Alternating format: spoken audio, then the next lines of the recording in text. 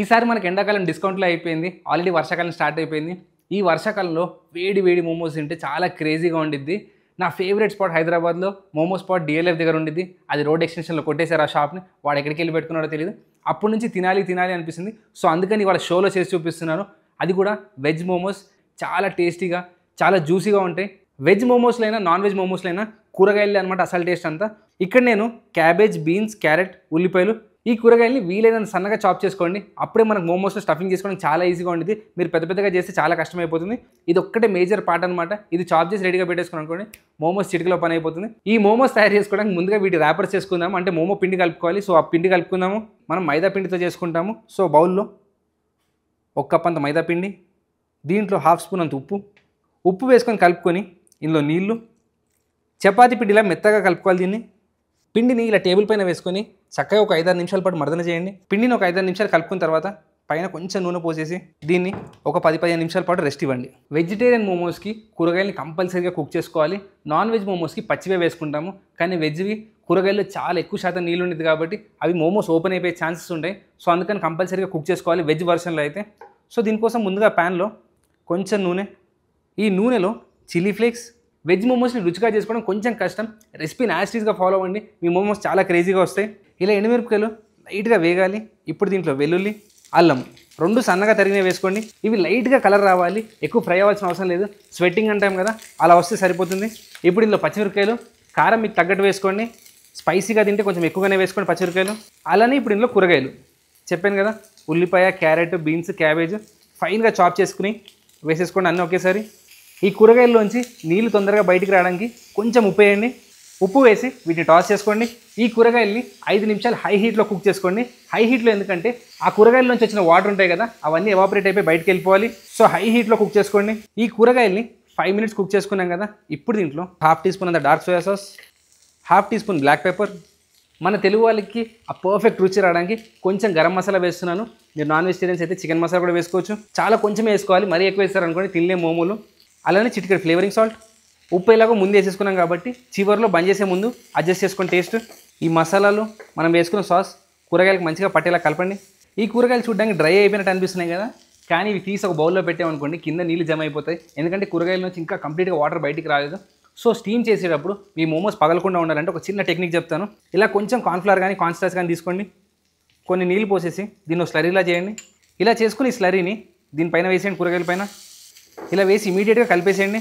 ఇలా చేయడం వల్ల ఆ ఎక్స్ట్రా తేమ అనేది ఆ కార్న్స్టార్చ్ పీల్చుకునేది. అలానే కూరగాయలకి ఒకలాంటి జిగురు ఇచ్చిద్ది. మన మోమోస్లో అది కంపల్సరీ ఉండాలన్నమాట. సో రెండింటికి హెల్ప్ అవుతుంది అది. అంటే చివరిలో స్టవ్ ఆపే ముందు దీంట్లో బటర్ ఎందుకు వేసుకుంటామంటే మనం నాన్ వెజ్ మోమోస్ కానీ మిగతా ఏ మోమోస్ అయినా కానీ మీట్ మోమోస్, ఆ మీట్లో చాలా ఎక్కువ ఫ్యాట్ కంటెంట్ ఉండేలా చూసుకుంటాం. దానివల్ల ఆ మోమోస్ చాలా జ్యూసీగా ఉంటాయి. సో అలా జ్యూసీగా మనం వెజిటేరియన్లో చేయాలి అంటే చివరిలో బంద్ చేసే ముందు 1 టేబుల్ స్పూన్ అంత బటర్ వేసుకోండి. ఇలా బటర్ వేసి ఈ కూరగాయల్లో కలిపేయండి. బటర్ వేయగానే చాలా క్రేజీ స్మెల్ బయటకు వచ్చింది. ఇంతే అండి, మన సింపుల్ మోమోస్ మిక్చర్ రెడీ అయిపోయింది. స్టవ్ ఆపేసుకోవచ్చు. Trust me, non veg momos ఎంత టేస్టీగా ఉండిద్దో ఈ వెజ్ మోమోస్ కూడా అంతే టేస్టీగా ఉంటాయి. ఈ రెసిపీ ఫాలో అవ్వండి, you will definitely love it. So ఇలా చేసుకుని దీన్ని ఒక ప్లేట్లోకి తీసుకొని చల్లారి చేసుకుందాం. స్టఫింగ్ చల్లారిన తర్వాత పైనుంచి కొంచెం కొత్తిమీర, మోమోస్ పిండి కలిపేసుకున్నాము, మోమోస్ స్టఫింగ్ కూడా రెడీ చేసుకున్నాము.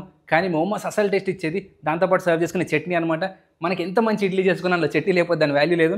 మోమోస్ కూడా అలానే కంపల్సరీగా మోమోస్తో పాటు చట్నీ సర్వ్ చేసుకోవాల్సిందే.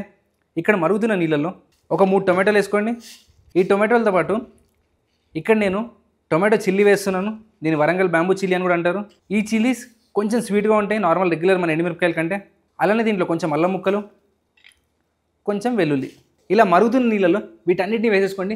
చాలా సింపుల్ చట్నీ అనమాట. ఒక 5 మినిట్స్ బాయిల్ చేసేసుకొని వీటిని స్ట్రెయిన్ చేసుకొని ఆ టొమాటో తొక్క తీసేసి మిగతా అల్లం, వెల్లుల్లి, ఎండుమిరపకాయలు అన్నింటినీ కలిపి పేస్ట్ చేసుకున్నాం అనుకోండి, మనకు సింపుల్ మోమో చట్నీ రెడీ అయిపోతుంది. ఇలా ఒక 5 మినిట్స్ కుక్ చేసుకుంటే సరిపోతుంది. మనం వేసుకుని ఎండుమిరపకాయలు కూడా తీసేసుకోండి.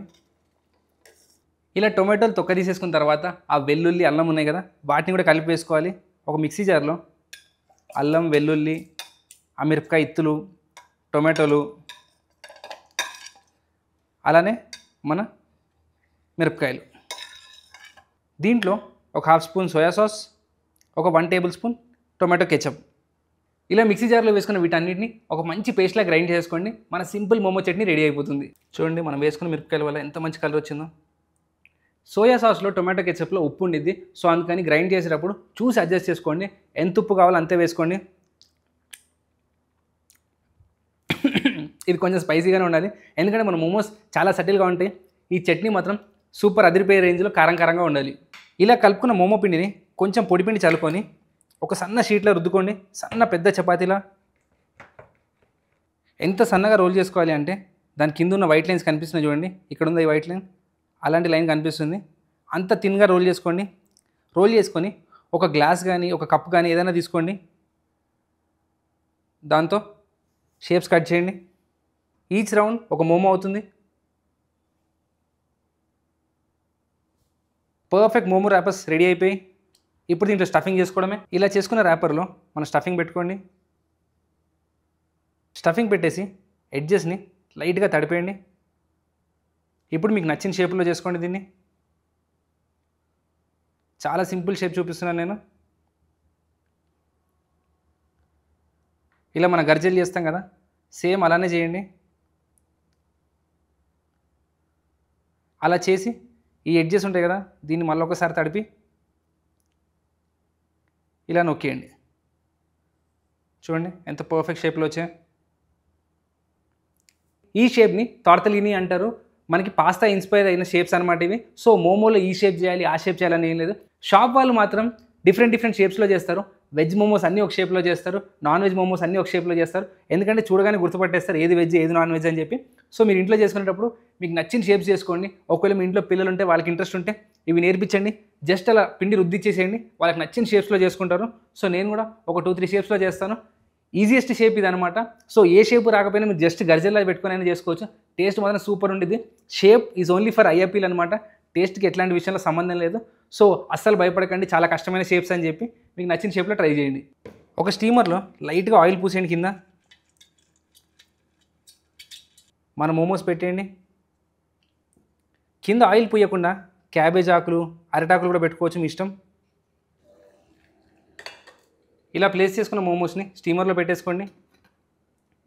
ఈ మోమోస్ని నేను అగారం మల్టీ కెటిల్లో స్టీమ్ చేస్తున్నాను. మీరు మామూలు డైరెక్ట్గా స్టవ్ పైన ఇడ్లీ కుక్కర్లో పెట్టుకొని లేకపోతే స్టీమర్ పైన పెట్టుకొని చేసుకోవచ్చు.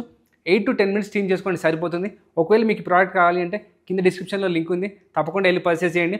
ఇంతకుముందు కూడా చాలా రెసిపీస్ చూపించాను. సో నా దగ్గర ఉంది కాబట్టి వాడుతున్నాను. మీరు డైరెక్ట్గా స్టవ్ పైన చేసుకోవచ్చు. మన మోమోస్ ఒక 10 minutes పర్ఫెక్ట్గా స్టీమ్ అయిపోయి చూడండి ఎంత ట్రాన్స్పరెంట్గా అయిపోయాయో. లోపల ఉన్న స్టఫింగ్ కూడా మనకు బయటకు కనిపిస్తుంది. వీటిని డైరెక్ట్గా సర్వింగ్ ప్లేట్లోకి తీసేసుకోండి. ఈ వర్షాకాలంకి పర్ఫెక్ట్ వేడి మోమోలు అదిరిపోతాయి. నాన్ వెజ్ ఇంకొకసారి చూపిస్తాను, కానీ ఈసారి మాత్రం వెజ్తో కానిచ్చేయండి, టేస్ట్ అదిరిపోతుంది. చల్లగా వర్షంలో ఇలా పైపింగ్ హాట్ మోమోస్ ఉండాలి, కారం చట్నీ ఉండాలి. పానీపూరి ఎలా తింటామో మోమోలు కూడా అలానే తినాలి. ఒకటే షాట్లో నోట్లోకి వెళ్ళిపోవాలి. ఇది చించి తినేది కాదు. ఇంకోసారి క్రంచీ మోమోస్ చూపిస్తా, కురుకురే మోమోస్ అంటారు వాటిని. సో అవి ఇంకా కరకరలాడుతూ అదిరిపోతాయి. ఇప్పుడు మాత్రం ఈ మోమోస్తో ఎంజాయ్ చేసేయండి ఈ వర్షాకాలాన్ని.